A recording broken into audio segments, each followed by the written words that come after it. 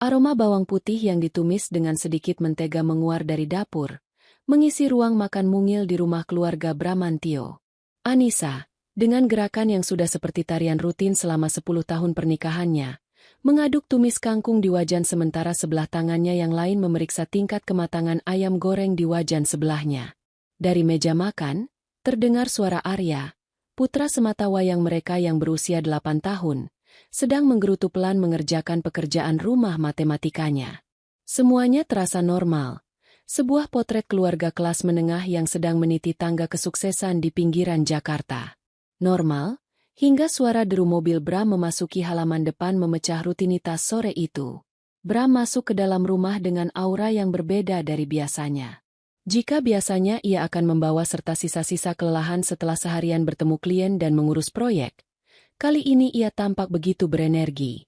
Wajahnya cerah, senyumnya terkembang lebar, dan ada kilat antusiasme di matanya yang sudah lama tidak Anissa lihat. Ia meletakkan tas kerjanya di sofa, melonggarkan dasinya, dan langsung menghampiri Anissa di dapur untuk mengecup keningnya. "Wangi sekali masakanmu, sayang," kata Bram. Suaranya terdengar lebih riang dari biasanya. Ia kemudian mengacak rambut Arya. "Gimana PR-nya? Jagoan papa?" "Susah." "Susah, Pak. Perkalian 9. Jawab Arya tanpa mengangkat wajah dari bukunya. "Nanti papa bantu setelah makan," janji Bram. Makan malam disajikan di atas meja.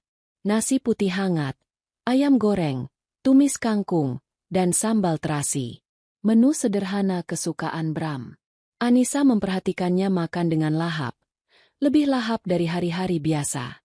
Firasatnya, yang selama bertahun-tahun telah terasah oleh pasang surut rumah tangga, mulai merasakan ada sesuatu yang akan datang.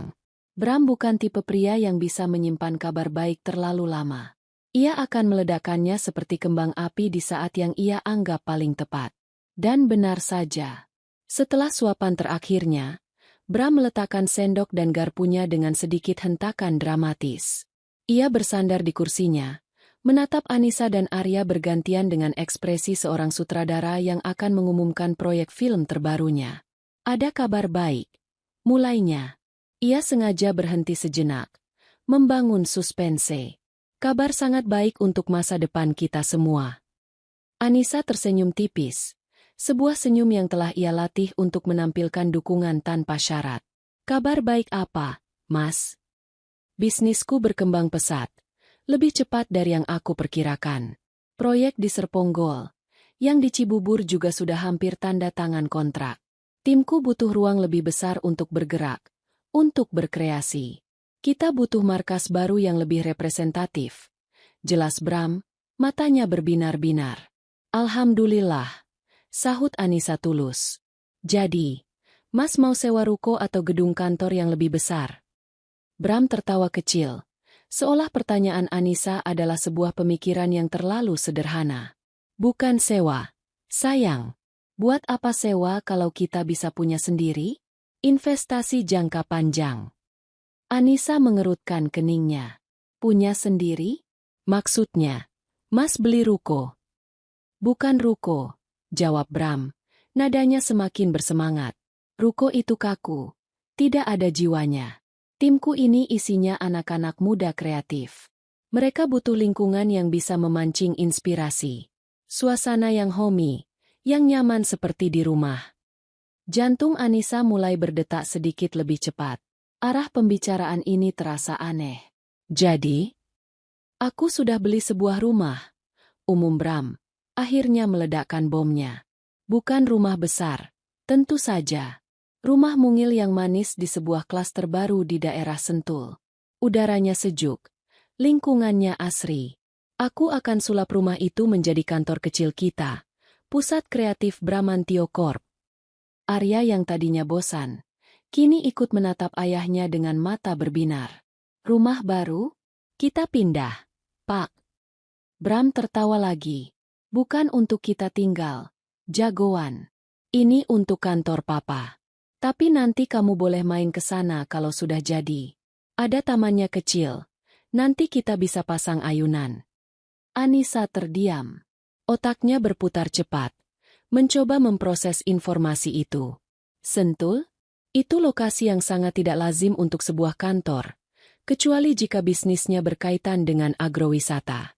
Bisnis Bram adalah konsultan konstruksi dan desain interior, yang kliennya mayoritas berada di Jakarta dan Tangerang. Membangun markas di Sentul terasa sangat tidak efisien. Sentul, Mas? Kenapa di sana? Bukannya agak jauh dari mana-mana? Tanya Anissa, mencoba menjaga suaranya tetap netral. Justru itu, sayang. Thinking outside the box. Menjauh dari hiruk-pikuk Jakarta supaya tim bisa fokus. Lagi pula, akses tol sekarang sudah bagus. Setengah jam juga sampai dari kantor klien di Jakarta Selatan. Jawab Bram dengan argumen yang terdengar sudah ia siapkan. Dan harganya. Harga properti di sana sedang bagus-bagusnya. Ini investasi cerdas. Kita baru 2 tahun lalu melunasi KPR rumah ini. Mas, apa tidak terlalu berat kalau harus membeli properti lagi sekarang? Anissa menyuarakan kekhawatiran logisnya. Finansial mereka memang membaik, tapi membeli sebuah rumah lagi, bahkan yang mungil sekalipun, adalah sebuah lompatan besar. Semua sudah aku perhitungkan, Anissa, kata Bram, senyumnya sedikit memudar, digantikan oleh ekspresi yang menyiratkan bahwa kemampuannya sedang diragukan. Keuntungan dari proyek Serpong itu lebih dari cukup untuk uang mukanya. Sisanya bisa dicicil dari keuntungan proyek-proyek berikutnya. Kamu tidak perlu khawatir soal uang. Tugasmu cukup doakan aku dan dukung aku saja, ya. Kalimat terakhir itu, tugasmu cukup doakan dan dukung aku saja, adalah kalimat andalan Bram setiap kali ia tidak ingin Anissa ikut campur lebih jauh dalam keputusannya. Itu adalah sebuah tembok halus yang ia bangun di antara mereka. Anissa adalah manajer rumah tangga, dan Bram adalah pencari nafkah. Peran itu sudah ditetapkan. Tentu, Mas. Aku selalu dukung, jawab Anissa pelan, menunduk menatap piringnya yang sudah kosong. Malam itu, saat Bram sudah tertidur pulas di sebelahnya dengan napas yang teratur, Anissa sama sekali tidak bisa memejamkan mata. Ia menatap langit-langit kamar, memutar ulang percakapan di meja makan tadi. Setiap argumen Bram terasa janggal. Sebuah rumah untuk kantor? Di Sentul? Dengan kondisi keuangan yang ia tahu persis tidak sekuat yang digambarkan Bram? Bukan.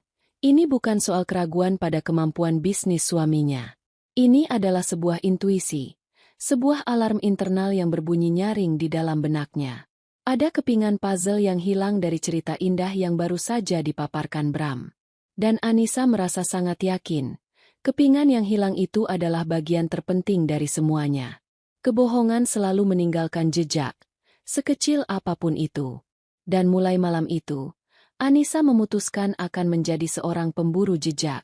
Beberapa hari berikutnya, Bram disibukkan oleh apa yang ia sebut sebagai proses renovasi dan penataan kantor baru. Ia lebih sering pulang malam dengan alasan harus mengawasi tukang atau bertemu dengan vendor. Ponselnya yang dulu sering tergeletak begitu saja di meja, kini selalu berada dalam genggamannya atau dalam posisi layar menghadap ke bawah. Jika ada telepon masuk saat ia bersama Anissa, ia akan beranjak ke teras atau halaman belakang untuk menjawabnya, dengan alasan, ini soal teknis, kamu tidak akan mengerti. Perubahan perilaku itu semakin menguatkan kecurigaan Anissa. Ia tahu ia tidak bisa bertanya langsung. Bram adalah seorang manipulator ulung. Ia akan dengan mudah membalikan pertanyaan Anissa menjadi sebuah tuduhan, dan menempatkan Anissa di posisi istri yang pencemburu dan tidak suportif. Anissa harus bergerak dalam senyap. Kesempatan pertama datang pada hari Sabtu pagi. Bram sedang bermain futsal dengan teman-temannya. Sebuah rutinitas mingguan yang tidak pernah ia lewatkan. Anissa mulai dengan memeriksa tas kerja Bram yang tergeletak di ruang kerja. Ia membukanya dengan hati-hati. Jantungnya berdebar kencang. Di antara tumpukan dokumen proposal dan denah bangunan, ia tidak menemukan apa-apa yang mencurigakan. Ia hampir menyerah saat tangannya merasakan sesuatu yang tebal di saku bagian dalam jas yang Bram kenakan kemarin. Itu adalah sebuah amplop dari bank penerbit kartu kredit. Anissa membukanya dengan tangan sedikit gemetar. Itu adalah lembar tagihan kartu kredit tambahan atas nama Bram, yang Anissa bahkan tidak tahu ia memilikinya. Matanya memindai daftar transaksi, dan napasnya tertahan. Daftar itu tidak berisi pembelian semen, cat, atau meja kerja. Yang tertera di sana adalah Informa, set tempat tidur New Orleans Queen Size, Rp14.999.000.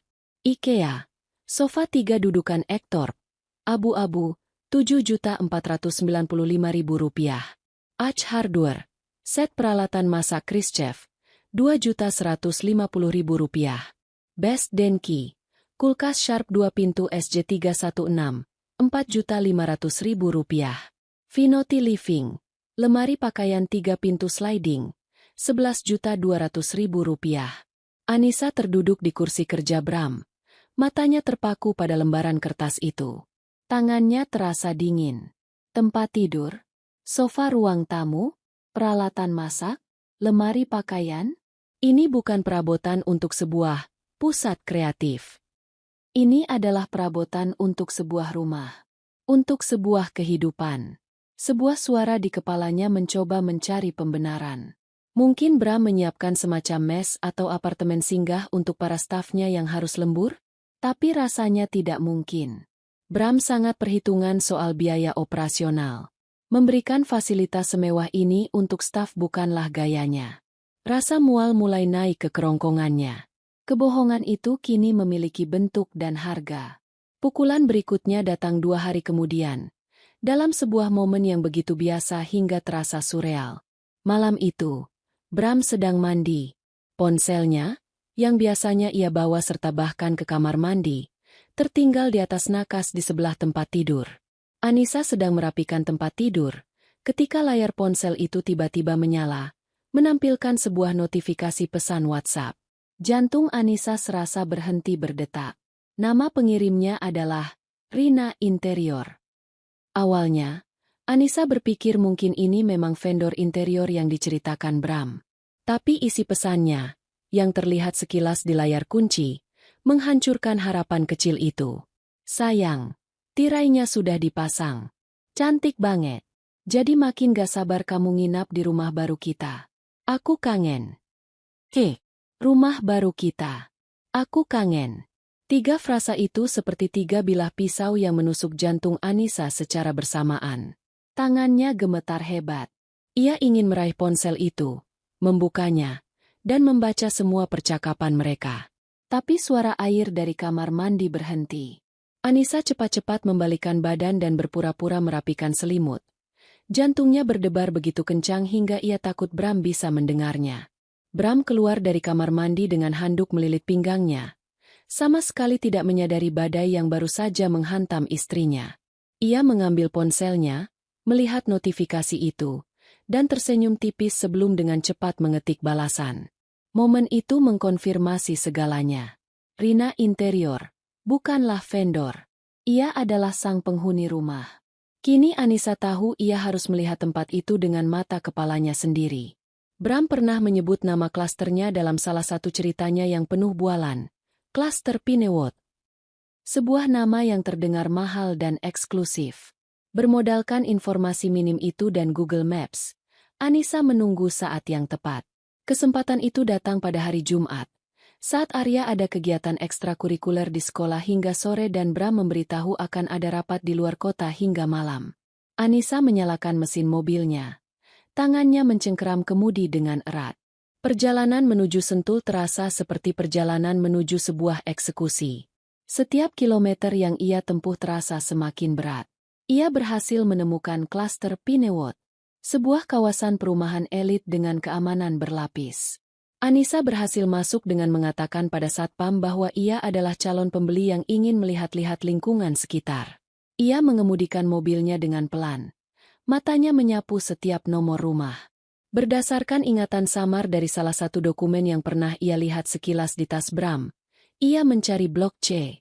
Dan di sanalah rumah itu. C17. Sebuah rumah bergaya minimalis modern dengan taman kecil yang terawat rapi di depannya. Catnya masih baru, berwarna abu-abu muda dengan aksen kayu. Tampak nyaman dan damai. Terlalu nyaman untuk sebuah kantor. Anissa memarkir mobilnya di seberang jalan, di posisi yang tidak terlalu mencolok. Ia hanya duduk dan menunggu. Entah apa yang ia harapkan untuk dilihat. 15 menit kemudian, pintu rumah itu terbuka. Seorang wanita muda, mungkin berusia akhir 20-an, keluar dari rumah. Wanita itu mengenakan daster rumahan yang santai. Rambutnya diikat cepol seadanya. Ia membawa sebuah gembor air dan mulai menyirami tanaman-tanaman hias di pot yang berjajar di teras. Wanita itu adalah Rina. Anissa yakin sekali. Posturnya, rambut panjangnya, cocok dengan foto profil WhatsApp yang sempat ia lihat sekilas. Rina menyirami tanaman dengan gerakan santai dan penuh rasa memiliki. Sesekali menyenandungkan lagu pelan. Ia tampak begitu bahagia. Begitu damai di surga kecil yang dibelikan oleh suami Anissa. Anissa tidak merasakan amarah saat itu. Yang ada hanyalah kehampaan yang luar biasa dingin. Ia telah melihat hantunya. Kebohongan suaminya kini memiliki wajah, alamat, dan bahkan hobi berkebun. Ia memutar kunci mobil, memundurkan kendaraannya dengan pelan, dan pergi dari tempat itu tanpa menoleh ke belakang. Seluruh dunianya telah runtuh. Dan ia bahkan belum mengeluarkan setetes pun air mata. Yang tersisa hanyalah puing-puing dan kebenaran yang pahit. Perjalanan pulang dari Sentul ke rumahnya terasa seperti melewati sebuah lorong waktu yang hampa. Anissa mengemudi dalam mode otomatis. Matanya menatap lurus ke depan namun pikirannya kosong. Pemandangan Rina yang sedang menyiram tanaman terus berputar ulang di benaknya seperti sebuah film rusak. Gambaran itu begitu domestik, begitu normal. Dan justru itulah yang membuatnya begitu menyakitkan. Bram tidak hanya berselingkuh. Ia membangun sebuah kehidupan kedua yang paralel, lengkap dengan rumah dan seorang istri baru di dalamnya. Setibanya di rumah, keheningan menyambutnya. Arya belum pulang. Anissa berjalan lunglai ke kamar tidur mereka. Kamar yang selama 10 tahun ini menjadi saksi bisu perjalanan cinta, tawa, dan sesekali pertengkaran kecil mereka. Kini, kamar itu terasa asing dan dingin. Ia duduk di tepi tempat tidur yang sama dengan yang tertera di tagihan kartu kredit. Hanya saja milik mereka sudah terasa usang. Ia butuh kepastian absolut. Ia butuh pukulan terakhir yang akan menghancurkan sisa-sisa harapan atau penyangkalan yang mungkin masih ada di sudut hatinya. Ia teringat pada tablet milik Arya yang sering juga dipakai Bram untuk membaca berita atau menonton video. Bram, yang begitu protektif pada ponselnya, seringkali lengah dengan perangkat lain yang terhubung ke akun Google yang sama. Dengan tangan yang masih gemetar, Anissa mengambil tablet itu dari meja belajar Arya. Ia membukanya, dan langsung menuju aplikasi Google Photos. Jantungnya berdebar kencang. Ia menggulir lini masa foto-foto Arya, foto liburan keluarga, foto masakan Anissa yang sering dipotret Bram. Lalu ia melihatnya. Sebuah folder album dengan nama yang dibuat secara otomatis oleh sistem. Foto dari perangkat lain. Anissa menyentuh folder itu. Isinya adalah sebuah neraka pribadi yang dirancang khusus untuknya. Puluhan foto. Bukan foto denah bangunan atau progres renovasi. Itu adalah foto-foto Bram dan Rina. Foto selfie mereka berdua di teras rumah baru itu. Kepala Rina bersandar manja di bahu Bram. Foto Bram yang sedang mencoba merakit sebuah rak buku dari IKEA, dengan Rina tertawa di latar belakang. Foto mereka memasak bersama di dapur baru yang berkilauan. Dan yang paling menghancurkan, sebuah foto Rina yang sedang tertidur di ranjang baru yang mewah itu, dengan selimut tebal menutupi sebagian tubuhnya, diambil oleh Bram dengan tatapan penuh pemujaan yang terpantul dari cermin lemari di seberangnya. Itu adalah bukti sebuah keintiman. Sebuah kebahagiaan yang dicuri darinya. Setiap foto adalah deklarasi bahwa tempat Anissa di hati Bram telah digantikan. Udara di dalam paru-parunya seakan tersedot habis. Ia menjatuhkan tablet itu ke atas tempat tidur dan berlari ke kamar mandi. Di sanalah ia akhirnya pecah. Anissa mengunci pintu, menyalakan keran wastafel sekeras-kerasnya untuk meredam suaranya, dan menangis. Bukan tangisan pelan yang sendu, melainkan isak tangis yang kasar dan menyakitkan yang berasal dari bagian terdalam jiwanya. Rasa sakit karena pengkhianatan itu begitu fisik, seolah ada tangan raksasa yang meremas organ-organ dalamnya. Ia menangisi 10 tahun hidupnya, kesetiaannya, pengorbanannya. Ia menangisi citra keluarga sempurna yang telah ia bangun dengan susah payah, yang kini hancur menjadi debu oleh kebohongan suaminya. Ia menangis hingga matanya bengkak dan kepalanya terasa pening. Ketika air matanya akhirnya kering, yang tersisa bukanlah kesedihan lagi. Di dasar jurang keputusasaan itu, sesuatu yang lain mulai tumbuh. Sesuatu yang dingin, keras, dan tajam. Kemarahan. Bukan amarah yang meledak-ledak, melainkan amarah yang terfokus, yang menuntut perhitungan. Ia menatap pantulan wajahnya di cermin. Mata yang bengkak, wajah yang pucat. Ia melihat seorang korban. Dan ia membenci pemandangan itu. Ia tidak akan menjadi korban dalam drama yang ditulis oleh Bram. Jika Bram adalah sutradaranya, maka Anissa akan menjadi penulis skenario yang akan mengubah akhir ceritanya. Malam itu, Bram pulang dengan membawa sekotak martabak manis kesukaan Anissa, masih dengan sandiwara suami perhatiannya. Ia melihat mata Anissa yang sembab. "Loh, kok matamu bengkak, sayang? Kamu habis nonton drama Korea lagi, ya?" Tanyanya dengan nada menggoda. Sama sekali tidak menyadari bahwa ia sedang berbicara dengan wanita yang berbeda dari wanita yang ia tinggalkan tadi pagi. Anissa hanya tersenyum tipis. "Cuma kelilipan, Mas. Pedih. Makanya jangan terlalu capek," kata Bram sambil meletakkan martabak di meja. "Oh ya, aku punya kabar bagus lagi. Aku sudah tentukan tanggal untuk syukuran kantor baru kita. 2 minggu dari sekarang, hari Sabtu. Aku mau undang semua orang penting. Pak Tirtayasa, bos besarku, sudah konfirmasi mau datang. Klien dari proyek Jatiwaringin juga. Aku mau mereka semua lihat hasil kerjaku, lihat visi besarku. Ini akan jadi malam pembuktian." Saat Bram berbicara dengan penuh semangat tentang pesta impiannya, sebuah rencana yang mengerikan sekaligus brilian mulai terbentuk di dalam benak Anissa. Audiens yang terdiri dari orang-orang yang paling dihormati dan ditakuti oleh Bram. Orang tua Bram yang selalu membanggakan kesuksesan dan kesetiaan putra mereka.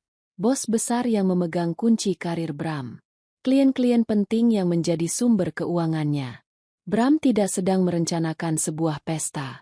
Ia sedang membangun panggung eksekusinya sendiri, dan dengan bodohnya, ia menyerahkan palu hakim kepada Anissa. Kesedihan Anissa menguap, digantikan oleh adrenalin yang dingin.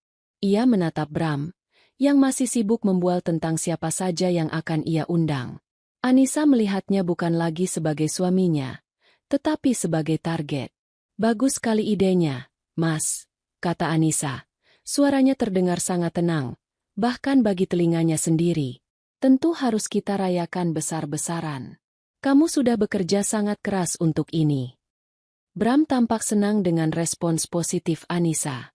"Nah, begitu dong. Kamu bantu aku urus undangannya ya? Pastikan semua orang tua kita dan teman-teman dekat datang. Ini harus jadi malam yang tak terlupakan." Anissa mengangguk. Sebuah senyum tipis yang dingin terukir di bibirnya. Senyum yang tidak sampai ke matanya. "Oh, tentu," bisiknya. Lebih pada dirinya sendiri daripada pada Bram. "Aku akan pastikan ini akan menjadi malam yang tidak akan pernah bisa dilupakan oleh siapapun. Terutama olehmu."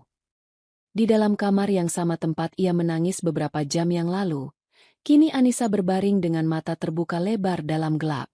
Otaknya bekerja dengan kecepatan tinggi, menyusun langkah demi langkah. Ia akan memainkan perannya sebagai istri pendukung dengan sempurna. Ia akan membantu Bram mempersiapkan segalanya. Ia akan memastikan semua pion berada di papan catur pada malam itu. Dan ketika Bram berada di puncak kebanggaannya, di tengah sorotan lampu, Anissa akan membakar panggung itu hingga rata dengan tanah, dengan Bram dan kekasihnya terperangkap di tengah-tengah api. Ini tidak akan menjadi sekadar perceraian. Ini akan menjadi sebuah penghakiman. 2 minggu sebelum hari penghakiman adalah waktu yang paling krusial. Anissa tidak lagi membuang waktu untuk meratapi nasib. Kesedihannya telah mengkristal menjadi sebuah tujuan yang jernih dan dingin. Ia tahu, untuk memenangkan perang ini, ia tidak bisa hanya mengandalkan emosi. Ia membutuhkan amunisi, strategi, dan sekutu. Langkah pertamanya adalah mengamankan bukti-bukti digital. Suatu malam, ketika Bram sudah tertidur lelap setelah seharian mengurus persiapan pestanya, Anissa menyelinap keluar dari kamar. Ia menuju ruang kerja, tempat tablet itu biasanya diletakkan. Dengan tangan yang kini terasa mantap dan tidak lagi gemetar, ia menyalakan perangkat itu. Ia menahan napas, berdoa semoga Bram tidak cukup pintar untuk menghapus jejaknya. Keberuntungan ada di pihaknya. Album foto bertajuk Proyek Sentul itu masih ada di sana. Sebuah monumen digital untuk kebodohan dan pengkhianatan Bram. Anissa segera menyambungkan sebuah flash disk yang baru ia beli siang tadi ke tablet. Ia membuat sebuah folder di dalamnya dengan nama Resep Kue Kering Lebaran. Sebuah kamuflase yang sempurna. Satu persatu, ia menyalin semua foto dan video dari tablet ke dalam flash disk itu.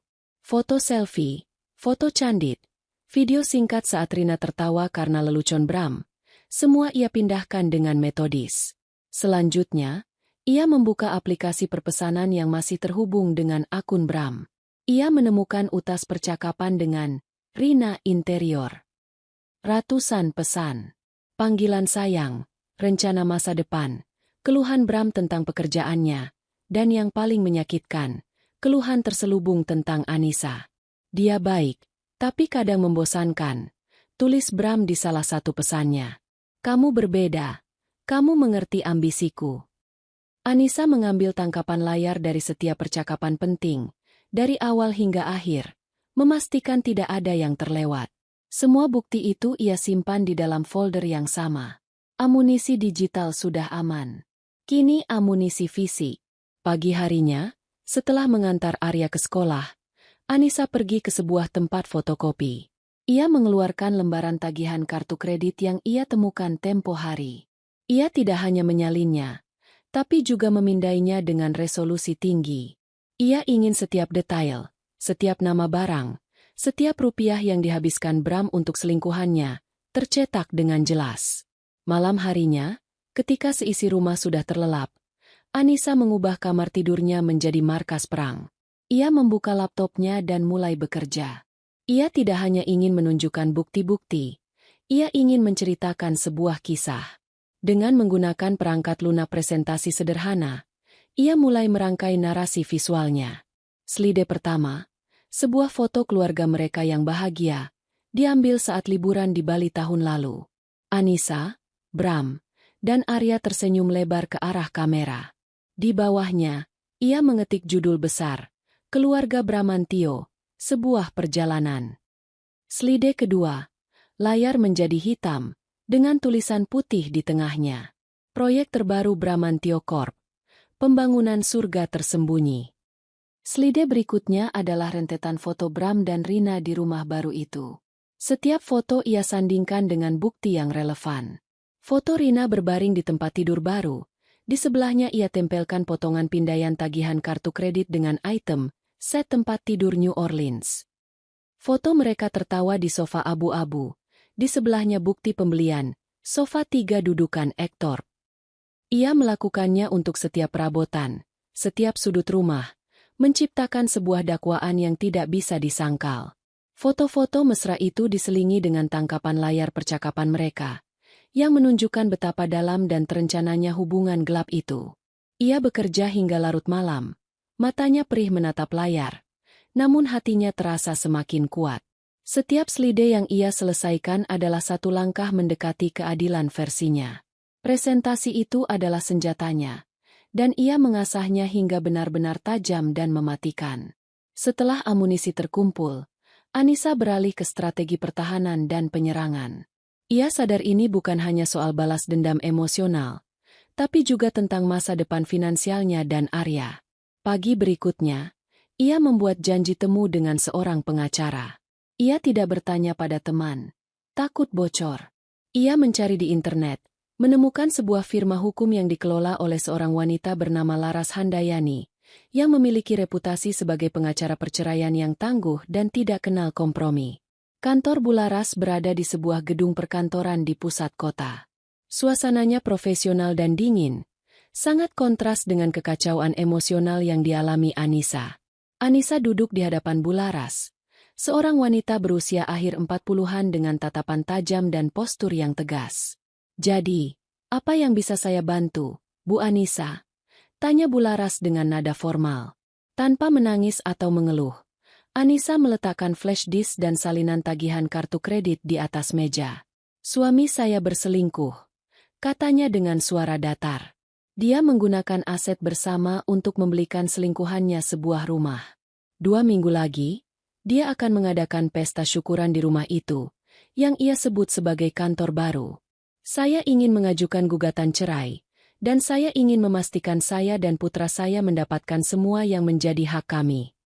Bularas menatap Anissa dengan sorot mata baru. Ini bukan klien yang datang dengan berlinang air mata. Ini adalah seorang jenderal yang datang dengan peta perang. Ia membuka file di flash disk itu di komputernya. Selama hampir 15 menit, ia menggulir semua bukti yang telah disiapkan Anissa dalam keheningan. Hanya sesekali alisnya terangkat. Ini sangat lengkap, Bu Anissa," kata Bularas akhirnya. Nadanya kini penuh dengan respek. "Bukti perselingkuhan dan penyalahgunaan harta bersama sangat kuat. Kita bisa menuntut pembagian harta yang lebih berat ke pihak ibu. Kita juga akan segera memblokir aset-aset bersama agar suami ibu tidak bisa memindahkannya." "Saya tidak ingin memblokirnya sekarang," sela Anissa. "Saya ingin dia merasa aman sampai hari pesta itu. Setelah malam itu, baru kita bergerak." Bularas tersenyum tipis. Sebuah senyum penuh pengertian. "Saya mengerti. Sebuah strategi bumi hangus. Baik, kami akan siapkan semua surat gugatannya. Anda hanya perlu memberi kami aba-aba kapan harus meluncurkannya. Langkah terakhir adalah mencari sekutu." Anissa tidak bisa melakukan bagian teknis di pesta itu sendirian. Ia butuh seseorang yang ia percaya sepenuhnya. Hanya ada satu nama dalam benaknya. Sarah, sahabatnya sejak kuliah. Sarah adalah kebalikan Anissa. Ia impulsif, ceplas-ceplos, dan sangat protektif terhadap orang-orang yang ia sayangi. Anissa mengajak Sarah bertemu di sebuah kafe yang tidak terlalu ramai. Awalnya, Sarah mengira ini hanya pertemuan biasa. Tapi melihat wajah Anissa yang tenang namun begitu serius, ia tahu ada sesuatu yang tidak beres. "Nis, kamu kenapa? Ada masalah sama Bram?" tanya Sarah langsung. Anissa menarik napas dalam-dalam. "Bram beli rumah baru di Sentul," mulainya. "Wah, bagus dong," potong Sarah. "Rumah itu untuk selingkuhannya," lanjut Anissa tanpa jeda. Ekspresi ceria di wajah Sarah langsung lenyap. Ia mendengarkan tanpa menyela saat Anissa menceritakan semuanya. Dari kecurigaan awal hingga bukti-bukti yang ia kumpulkan. Setelah Anissa selesai, Sarah terdiam sejenak. Wajahnya merah padam karena marah. "Kurang ajar itu si Bram. Brengsek. Aku samperin dia sekarang juga," seru Sarah. Tangannya sudah mengepal. "Jangan," tahan Anissa. Suaranya tetap tenang. "Aku tidak butuh konfrontasi. Aku butuh kehancuran. Aku punya rencana. Dan aku butuh bantuanmu." Anissa kemudian menjelaskan rencananya untuk pesta itu. Tentang presentasi yang telah ia siapkan, dan bagaimana ia butuh seseorang untuk menukar file presentasi Bram dengan miliknya di saat yang tepat. Mata Sarah berbinar mendengar rencana itu. Amarahnya berubah menjadi semangat konspirasi. "Aku bantu kamu, Nis. Pasti. Serahkan soal teknis itu padaku. Aku akan pura-pura jadi panitia atau apalah. Anggap saja sudah beres," kata Sarah dengan mantap. Laki-laki macam Bram itu tidak cukup hanya diceraikan. Dia harus dihancurkan di depan semua orang yang memujanya. Anissa tersenyum tulus untuk pertama kalinya setelah sekian lama. Ia tidak sendirian dalam perang ini. Amunisinya lengkap, strateginya matang, dan jenderalnya di lapangan sudah siaga. Sekarang, yang perlu ia lakukan hanyalah memainkan perannya. 2 minggu menjelang pesta adalah sebuah pertunjukan akbar bagi Anissa. Setiap hari adalah sebuah babak baru dalam sandiwara yang ia sutradarai sendiri. Ia harus mengubur kebencian dan rasa sakitnya dalam-dalam, dan menampilkan wajah seorang istri yang bangga dan penuh dukungan. Kemampuan aktingnya ternyata jauh lebih baik dari yang ia duga. Pagi hari, Ia akan membuatkan sarapan untuk Bram seperti biasa. Ia akan bertanya tentang persiapan pesta dengan nada antusias. Gimana, Mas? Vendor cateringnya sudah dapat yang cocok? Tanyanya suatu hari. Bram, yang sedang membaca koran, menjawab tanpa mengalihkan pandangan. Masih bingung antara masakan Italia atau Jepang. Aku ingin sesuatu yang berkelas. Anissa berpikir sejenak, bukan untuk membantu Bram, tapi untuk mempertajam senjatanya. Ia tahu betul selera para petinggi di kantor Bram. Bagaimana kalau kita ambil dari restoran bunga rampai saja, Mas? Masakan Indonesia tapi penyajiannya mewah. Pak Tirtayasa kan suka sekali gulai kepala ikannya. Kita harus buat bos besar kamu terkesan. Usul Anissa dengan nada polos. Bram menurunkan korannya, menatap Anissa dengan kagum. Ide bagus. Sayang, kamu memang paling tahu seleranya orang tua. Cerdas. Pujinya. Bram tidak tahu bahwa kecerdasan Anissa kini ditujukan untuk merancang kejatuhannya sendiri. Tugas berikutnya adalah daftar undangan. Bram menyerahkan sebuah daftar berisi nama-nama kolega, klien, dan beberapa teman dekatnya. Anissa menerimanya dengan senyum. Malam harinya, setelah Bram tidur, ia mempelajari daftar itu seperti seorang jenderal mempelajari peta musuh. Daftar itu sudah bagus, tapi belum sempurna. Dengan hati-hati, Anissa menambahkan beberapa nama. Ia memasukkan nama Tante Widya, adik dari ayah Bram yang terkenal sangat religius dan sering memberi ceramah tentang keutuhan rumah tangga di setiap acara keluarga. Ia juga menambahkan beberapa nama teman arisan lamanya yang ia tahu suka bergosip. Ia ingin penontonnya beragam, dari yang akan memberikan sanksi sosial hingga yang akan menyebarkan berita kehancuran Bram secepat kilat. Keesokan harinya, ia menelepon ibu mertuanya secara pribadi. Bu, jangan lupa ya datang ke syukuran kantor baru Mas Bram. Ini acara yang penting sekali untuk karirnya. Ibu harus duduk di barisan paling depan, biar bisa lihat langsung kesuksesan putra ibu, kata Anissa dengan suara yang dibuat penuh haru dan bangga. Ibu mertuanya terharu dan berjanji akan datang bersama seluruh keluarga besar. Anissa tersenyum puas setelah menutup telepon. Semakin banyak keluarga yang datang, semakin besar rasa malu yang akan ditanggung Bram. Menjaga topengnya tidak selalu mudah. Ada saat-saat di mana pertahanannya hampir jebol. Suatu sore, saat mereka sedang bersantai di ruang keluarga, Bram tiba-tiba berkata, "Nanti di pesta, kamu dandan yang paling cantik ya, sayang.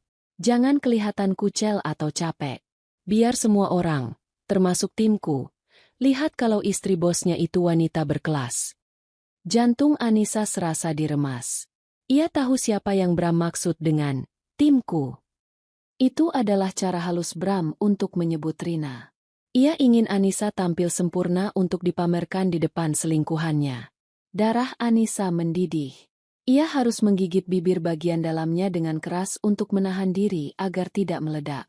Tangannya yang berada di bawah bantal sofa mengepal begitu erat hingga buku-buku jarinya memutih. Setelah berhasil menguasai diri, ia menoleh ke arah Bram dan tersenyum semanis mungkin. "Tentu, Mas. Aku akan jadi istri yang paling membanggakan untukmu malam itu. Aku tidak akan mengecewakanmu."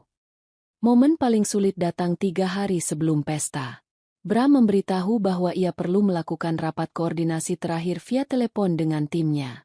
Ia menyalakan pengeras suara di ponselnya. Suara pertama yang terdengar adalah suara ceria Rina. "Halo, Pak Bram." "Halo, Bu Anissa." Sapa Rina. Nadanya dibuat seprofesional mungkin. "Halo, Rina." Jawab Anissa. Suaranya terdengar tenang. Mereka membahas hal-hal sepele. Penempatan bunga, warna taplak meja, hingga daftar lagu yang akan diputar. Anissa harus mendengarkan suara wanita yang telah merebut suaminya itu mendiskusikan detail dekorasi untuk rumah yang seharusnya menjadi miliknya. Rina terdengar begitu bersemangat, memberikan banyak masukan seolah-olah ia adalah nyonya rumah yang sesungguhnya. "Menurutku, untuk area panggung utama, kita pakai bunga lili putih saja, Bu. Kesannya elegan dan bersih." Usul Rina. "Ide yang bagus," jawab Anissa singkat, menahan rasa mual. "Lili putih, bunga favoritnya, yang sering Bram berikan padanya di awal pernikahan mereka. Kini bunga itu akan menghiasi panggung kehancuran Bram. Ironis, setelah panggilan telepon itu berakhir, Bram menatapnya dengan puas. Lihat kan? Rina itu profesional sekali. Dia bisa memisahkan urusan pekerjaan dengan baik. Kamu juga hebat bisa bersikap dewasa. Anissa hanya tersenyum. Bram mengira ia dewasa dan tidak tahu apa-apa. Bram tidak sadar bahwa ketenangan Anissa bukanlah kedewasaan, melainkan ketenangan seekor predator yang sedang menunggu mangsanya masuk lebih dalam ke dalam perangkap.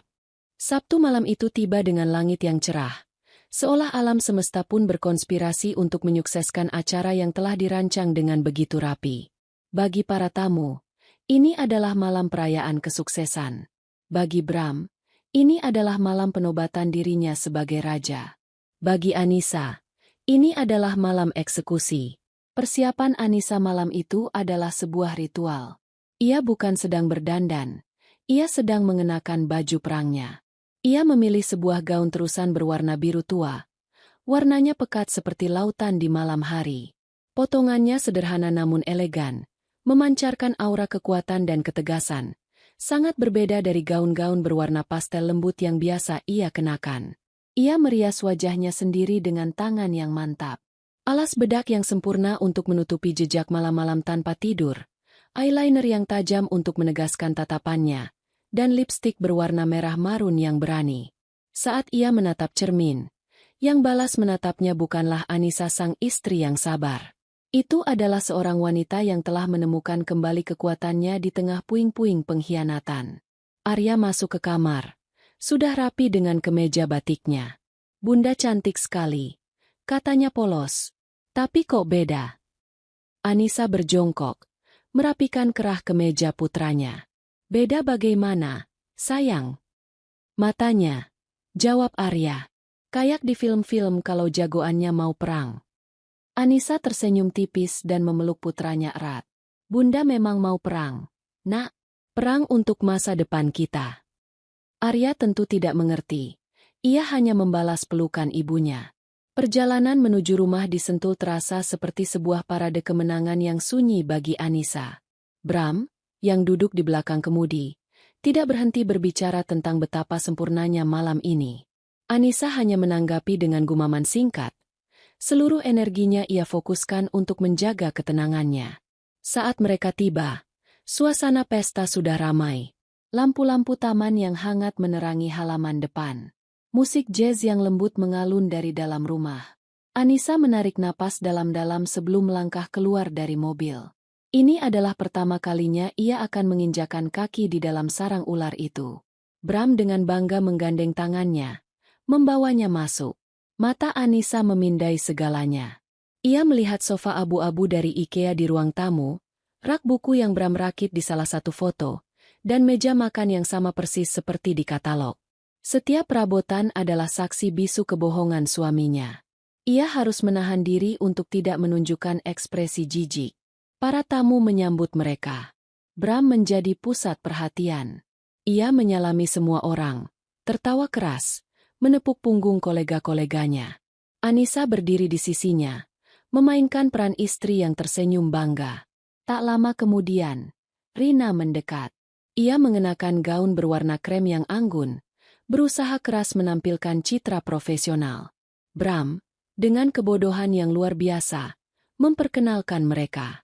Anissa, ini Rina, otak jenius di balik keindahan kantor ini, kata Bram, suaranya penuh kebanggaan.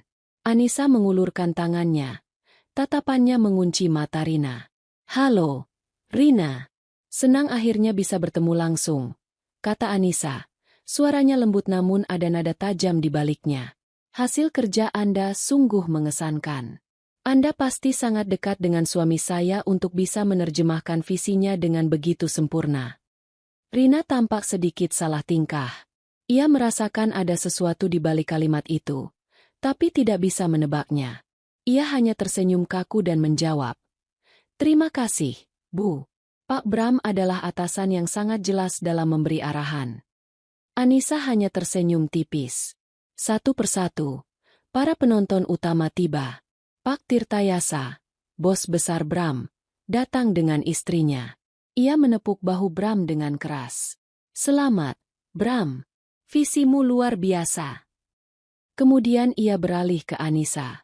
Anda beruntung punya suami pekerja keras seperti Bram, Bu.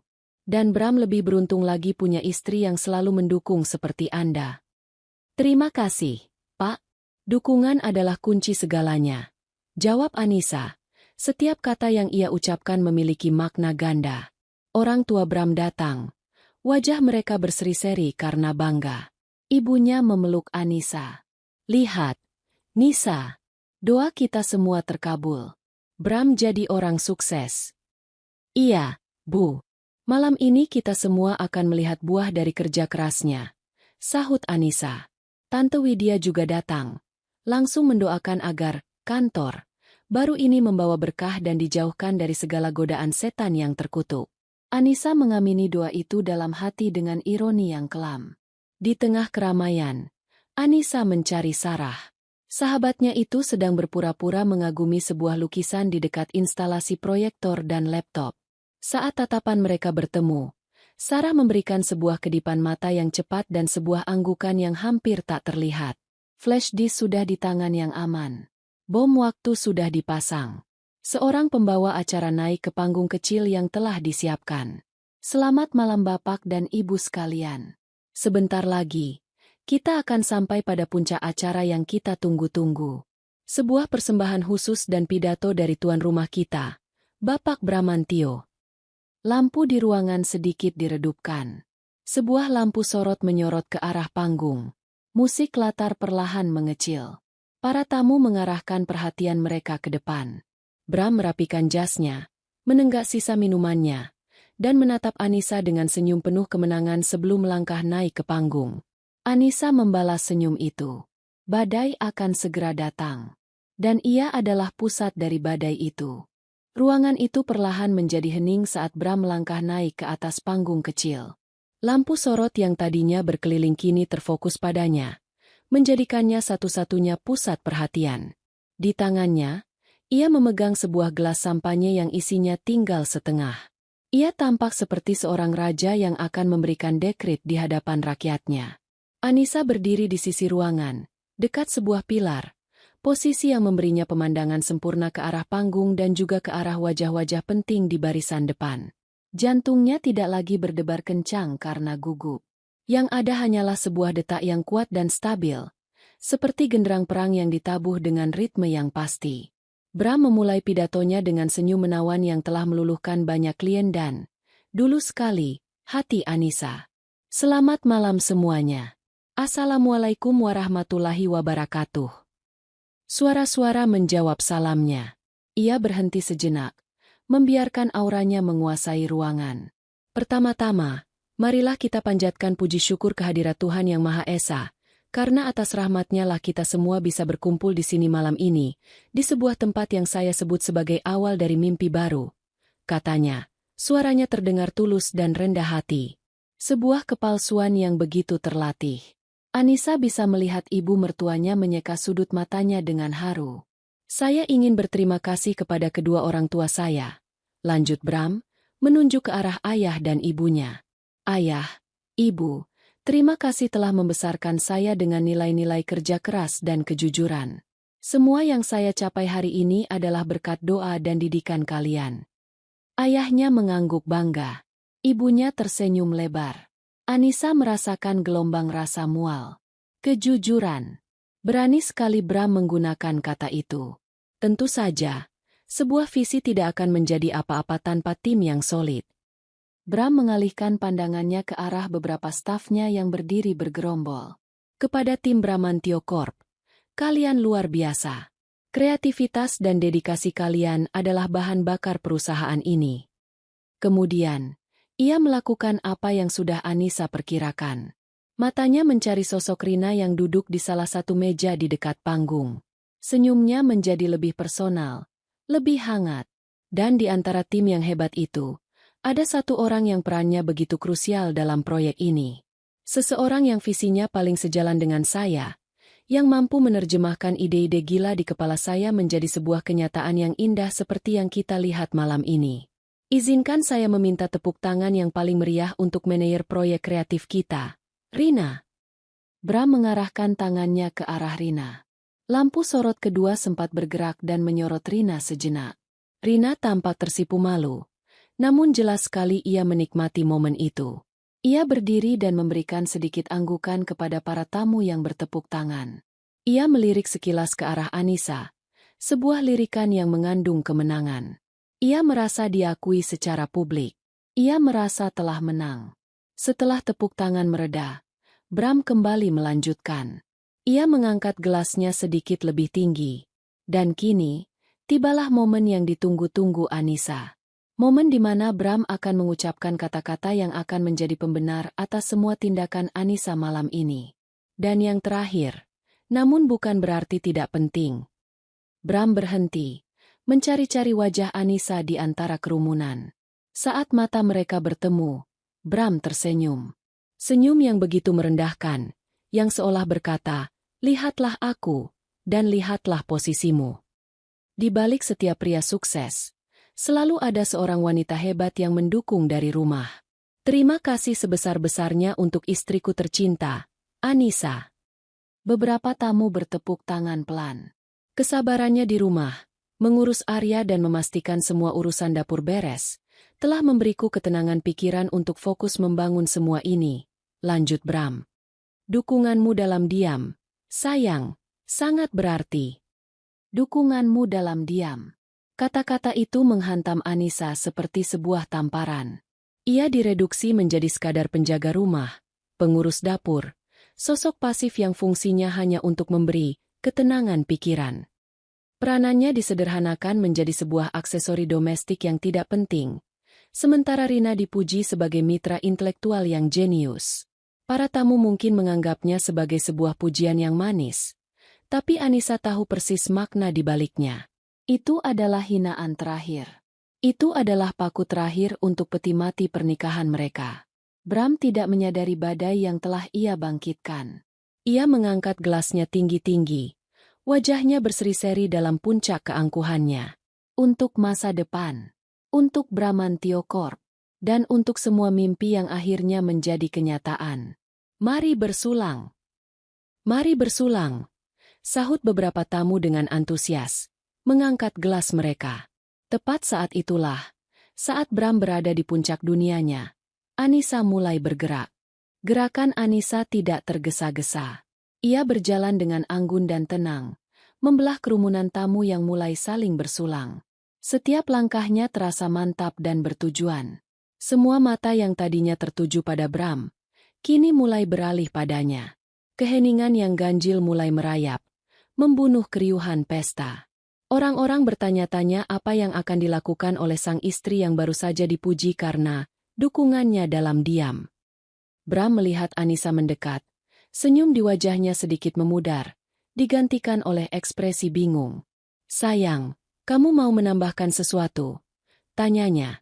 Mencoba menjaga suasana tetap terkendali, suaranya masih terdengar melalui mikrofon. Anissa tiba di panggung dan tanpa berkata apa-apa, ia mengambil mikrofon dari tangan Bram. Genggamannya begitu kuat hingga Bram tanpa sadar melepaskannya. Anissa tidak langsung berbicara. Ia berdiri diam sejenak, membiarkan keheningan dan tatapan ratusan pasang mata menyelimutinya. Ia menatap wajah-wajah di hadapannya satu persatu. Wajah Pak Tirtayasa yang penasaran. Wajah ibu dan ayah mertuanya yang tersenyum bingung. Wajah Tante Widya yang penuh selidik. Wajah Rina yang mulai terlihat tegang. Akhirnya, Anissa mengangkat mikrofon ke bibirnya. Suaranya, ketika keluar, terdengar sangat jernih dan tenang di tengah keheningan yang mencekam. "Terima kasih, suamiku. Pidato yang sangat indah." Mulainya, "Kamu benar. Dukungan seorang istri memang sangat penting. Tapi, sepertinya ada sedikit kesalahan informasi yang perlu saya luruskan malam ini. Kesalahan informasi mengenai fungsi, kantor, ini, dan kepada siapa sebenarnya dukungan itu diberikan." Ruangan menjadi sunyi senyap. Bahkan suara denting es batu di gelas pun seolah berhenti. Bram menatap Anissa dengan tatapan tidak percaya. Mulutnya sedikit terbuka. Ia hendak mengatakan sesuatu. Namun Anissa tidak memberinya kesempatan. Anissa mengalihkan pandangannya ke arah Sarah, yang berdiri siaga di dekat laptop yang terhubung ke proyektor. Ia memberikan satu anggukan kecil yang tegas. Itu adalah sinyalnya. Sarah, dengan tangan yang dingin namun mantap, menekan tombol di keyboard. Di layar besar di belakang panggung, logo megah Bramantio Corp yang sedang ditampilkan tiba-tiba berkedip, lalu lenyap.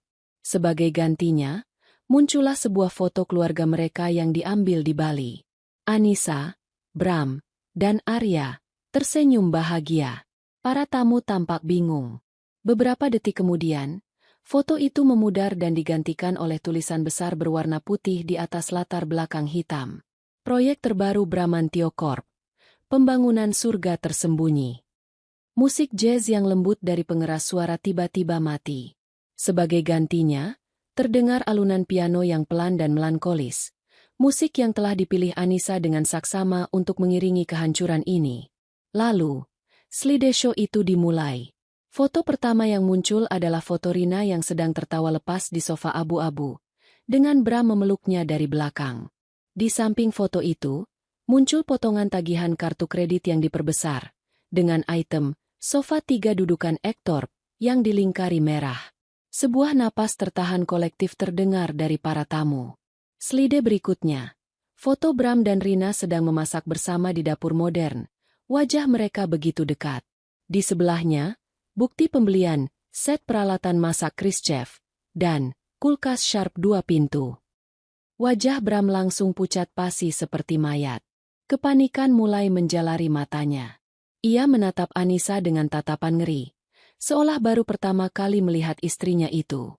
Rina, di kursinya, membeku. Wajahnya yang tadi berseri-seri kini berubah menjadi topeng horor. Slide terus berganti. Masing-masing adalah sebuah tusukan baru. Foto mereka berdua di taman, dengan bukti pembelian set meja kursi taman.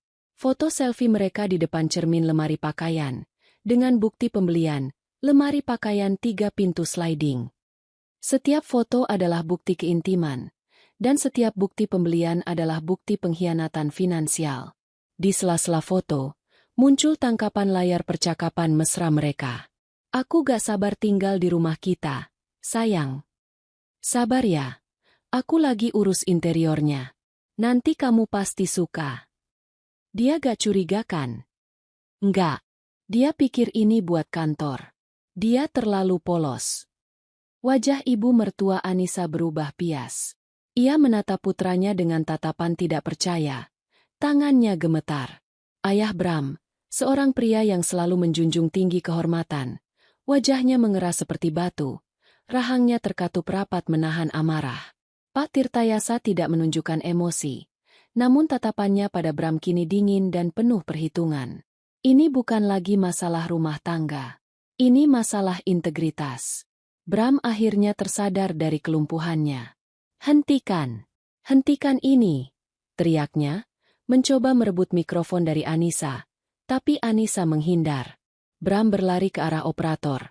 Tapi Sarah sudah berdiri di sana, menghalangi jalannya seperti seorang pengawal. Ini fitnah. Semua ini editan. Jerit Bram putus asa. Tapi tidak ada yang percaya. Bukti-bukti itu terlalu nyata, terlalu detail, terlalu personal. Para tamu mulai berbisik. Beberapa bahkan sudah mengeluarkan ponsel mereka untuk merekam drama yang luar biasa ini. Pertunjukan telah mencapai puncaknya. Slideshow itu berakhir dengan sebuah gambar yang paling menghancurkan. Sebuah foto candid yang diambil Bram, menunjukkan Rina sedang tertidur pulas di ranjang baru mereka. Wajahnya damai. Sehelai selimut menutupi tubuhnya. Itu adalah puncak keintiman mereka. Kini dipertontonkan di hadapan semua orang. Alunan piano melankolis itu perlahan memudar, meninggalkan sebuah keheningan yang jauh lebih memekakan telinga daripada teriakan Bram. Selama beberapa detik yang terasa seperti selamanya, tidak ada yang bergerak. Ruangan itu penuh sesak dengan manusia, namun terasa kosong dan hampa. Kebenaran yang telanjang itu menggantung di udara, berat dan menyesakkan. Keheningan itu pecah oleh sebuah seruan serak yang penuh amarah dan kekecewaan. Astagfirullahaladzim. Bram. Suara Tante Widya menggelegar, memecah mantra kengerian itu. Apa yang sudah kamu perbuat, Bram? Kamu sudah mencoreng arang di muka keluarga. Seruan itu seperti aba-aba. Ruangan itu langsung meledak dalam bisik-bisik yang riuh. Tatapan para tamu yang tadinya bingung kini berubah menjadi tatapan menghakimi, jijik, dan kasihan. Semua tatapan itu tertuju pada dua orang, Bram yang berdiri gemetar di dekat panggung, dan Rina yang terpaku di kursinya. Rina akhirnya bergerak. Didorong oleh rasa malu yang tak tertahankan, ia bangkit berdiri. Ia ingin lari, menghilang dari muka bumi. Tapi setiap pasang mata di ruangan itu seolah menjadi rantai yang membelenggunya. Bisikan-bisikan itu mengikutinya seperti lebah. Oh, jadi itu perempuannya. Cantik-cantik kok pelakor. Tidak punya harga diri. Wajahnya yang pucat kini memerah padam. Ia menutupi wajahnya dengan kedua tangan dan mencoba berlari menerobos kerumunan menuju pintu keluar. Setiap langkahnya terasa seperti berjalan di atas bara api. Di sisi lain, ayah Bram berjalan mendekati panggung. Langkahnya berat. Wajahnya gelap seperti langit yang akan badai. Ia tidak berteriak. Ia berhenti di depan putranya dan berkata dengan suara rendah yang bergetar karena amarah. Mulai hari ini, jangan anggap aku ayahmu lagi. Kamu sudah mempermalukan semua yang pernah aku ajarkan. Kata-kata itu lebih menusuk daripada tamparan. Pak Tirtayasa, sang bos besar, bahkan tidak mau repot-repot berbicara. Ia hanya menatap Bram dengan pandangan dingin penuh kekecewaan, memberikan sebuah gelengan kepala singkat yang menyiratkan segalanya. Karirmu selesai. Lalu, ia berbalik dan berjalan keluar tanpa pamit, diikuti oleh istrinya. Kepergiannya adalah lonceng kematian bagi masa depan profesional Bram. Bram benar-benar hancur. Ia menatap sekelilingnya dengan nanar. Panggung kemenangan yang ia bangun dengan susah payah telah berubah menjadi tiang gantungan dalam sekejap. Dunianya runtuh di atas kepalanya sendiri. Di tengah kekacauan itu, Anissa melangkah maju ke mikrofon untuk terakhir kalinya. Suaranya kembali terdengar, memotong semua kebisingan, menarik semua perhatian kembali padanya. Seperti yang sudah Anda semua saksikan, katanya, suaranya kuat dan tanpa getar. Rumah ini bukanlah sebuah kantor. Ini adalah sebuah istana yang dibangun dari tumpukan kebohongan, dibiayai oleh uang yang seharusnya menjadi hak dan masa depan anak saya. Ia berhenti sejenak. Matanya menatap lurus ke arah Bram yang kini tampak begitu kecil dan menyedihkan. Ini adalah hadiah dari Bramantio untuk kekasihnya, Rina.